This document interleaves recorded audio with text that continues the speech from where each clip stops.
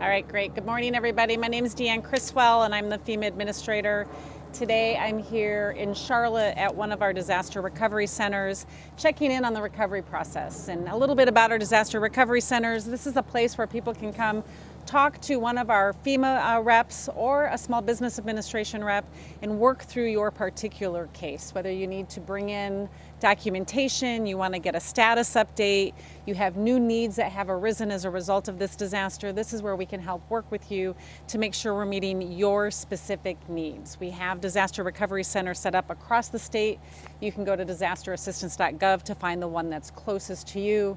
And remember, some are busier than others, and the one I'm at here in Charlotte has no lines, and so if there's information that you need, this is a great place for you to come get some of those questions answered. Just a couple of updates on what we're doing to help individuals. So far in North Carolina, we have over 121,000 residents that have registered for assistance. We've given out over $4.3 billion in funding. 200 million of that has gone right into the hands of people that have been impacted. We've also spent close to $200 million to support the debris removal efforts and other emergency protective measures across North Carolina. And we have a series of programs that are available to help people as we're now going into long-term recovery, and especially to help with their housing needs. The first one is our hotel program, official name Transitional Sheltering Assistance, but that's where we provide hotel rooms for people that have a need, can't get back into their home either because of access or because of damage to their home. We have over 4,000 families that are checked into our hotels right now. We also provide rental assistance to individuals. So if you found a place to rent and you have costs, you can come to FEMA. We can cover those rental assistance costs. And then we also provide funding to support repair and replacement of items in your home. And so far, we've done $320,000 in just rental assistance, close to $45 million in repairs. This is money going into the hands of people, and just about $7 million for some of the replacement costs for homes. The other thing that I'm going to do today is go visit our staging area for our temporary housing units. These are FEMA mobile homes that we can put on people's property or in commercial lots as they start to rebuild their home. This gives them a longer term solution while they're fixing their home. And so I'm going to go look at that today. We've already licensed in or checked in our first family into one of those. We have a few more coming in over the weekend, and this is just one of a suite of tools that we have available to help people on their housing journey if they can't get back into their home right now. And then the last thing I just wanted to mention is we've done an aggressive outreach to hire community liaisons and started a first of its kind community liaison program. We know that many people across Western North Carolina are small business owners or worked for a small business, many of these businesses that may not be open for some time. And so we wanted to find a way to keep people in their communities and help with that recovery. And so we created a community liaison program where we're hiring hundreds of people right from the community to be that liaison between FEMA and their community. These are people that will be trusted voices within their community. We're going to have them attend some training that FEMA is going to pay for and provide, and so they can help be that bridge, keeping them in their community until their job either comes back online or they find something else that they want to be able to do. But I just think this is a great way to support the community's economic recovery at the same time and trying to keep people where they're at. And so with that, I'm happy to take any questions. Has the need leveled off? Is that as far as like the level of people that are coming in? In some of our disaster recovery centers that are in the most impacted areas, there's still a steady flow of people coming in because it's not just to register, but it's to work through their case, right? And so, they could be in one of our hotels right now, but then they want to find something longer term for their family, making sure it's close to where their kids can go to school or their jobs. And so we're helping to, get them into that right solution, whether that be one of our temporary housing units, whether that's they find a place to rent and now they want to be able to get the rental assistance, or we can go into direct lease with companies like Airbnb or VRBO with the individual owners of these kinds of units. And so we want to work with each person. So there's still a steady flow of people trying to work through their particular case. And we'll keep these centers open as long as people still have a need and continue to come in. With two major hurricanes hitting the area, Florida and Western North Carolina, did it overtax the agency? How difficult was it to handle that, getting people where they needed to be and funding for that? Yeah, I mean, when we talk about personnel, it's certainly it's a strain, right? When we have one hurricane that hits 6 states and then followed by another major hurricane hitting Florida. But we plan for this. This is what we do, and we plan to be able to manage multiple hurricanes, multiple events simultaneously.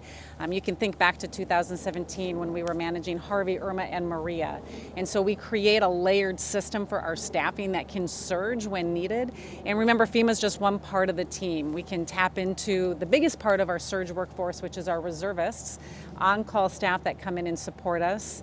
The next step is we also take away from our steady state folks at headquarters and we bring them out into the field. I saw somebody in this DRC that was from headquarters. They come fill these roles until the incident is stabilized.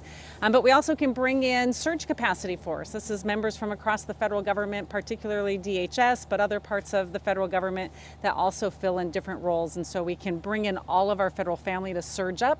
And then as different centers close, different needs start to go away, then it goes back down to our steady state staffing. And so we plan for this. It's not always super easy, but this is what we do. This is how we prepare for not just hurricane season anymore, because we really do have a year-round operational tempo that has caused us to have staffing across the country. In fact, over 100 open disasters. I don't remember what today's number is, but over 100 open disasters currently where we have staff supporting states across the country. We've all done stories up in the Western North Carolina area, and there is a perception from, I would say 9 out of 10 people that I've talked to, that the FEMA response was just not there. They didn't see any type of help. It was all other civilians helping civilians. Yeah.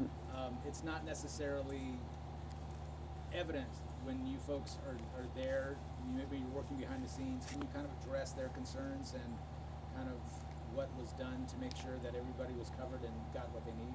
Well, I think the first part to talk about here is that all of these disasters, they start and end at that local level.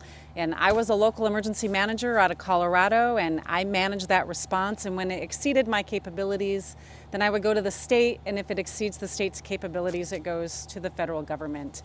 What we did here in North Carolina is we knew that there was going to be a significant impact, and so we pre-staged search and rescue assets. And so when you hear about the first responders that were going out doing search and rescue, and then we also had other members of the federal government coming in to support those life-saving efforts, that was FEMA. FEMA was mission assigned, some of it are FEMA staff that are coming in to help with that. We also support that initial life-sustaining work. So when you see food and bottles of water that are at points of distribution, many of that came from one of our FEMA distribution centers. And then we have staff that are embedded at the state EOC, working side by side with our state partners, also in some of the counties, so then they can direct those resources to where they're needed most, always listening to that local official on what their needs are. As far as the rest of the assistance, once that life-saving and life-sustaining first few days pass, we get the major disaster declaration. That's when we had people on the ground opening up centers like this, disaster recovery centers, or our disaster survivor assistance teams, going door to door, making sure people are registering for assistance. They're getting that financial assistance that is available to them. And once we had the major disaster declaration, we had money into the hands of people, into their bank accounts within the first 48 hours. And so that financial assistance is the biggest form of assistance that we provide to people after the life-saving efforts have passed. You've already started the financial assistance for people? Yeah, so far in North Carolina, $4.3 billion in funding across North Carolina, $200 million that is right into the hands of people. And so just because people don't see the FEMA logo does not mean that FEMA was not there? Absolutely. Again, FEMA is one part of a large team, and the biggest support that we can bring is our ability to lead the entire federal government to support the communities. So again, when you see search and rescue teams, when you saw the Department of Defense supporting the National Guard, when you see the Army Corps of Engineers that are out there assessing some of the water infrastructure, they are all there under the direction of FEMA supporting the unique needs. We bring in the whole federal family, the the expertise that's needed to support all of those particular situations. We brought in the Department of Transportation to help with the roads and the bridges, EPA to help with the environmental concerns, Health and Human Services that brought in medical assistance teams where we saw set up at several of the different hospitals supporting the medical needs in those communities. We had over 300 ambulances staged across. And so just because you don't see a FEMA logo and a FEMA shirt, if you see a federal partner there, that's FEMA.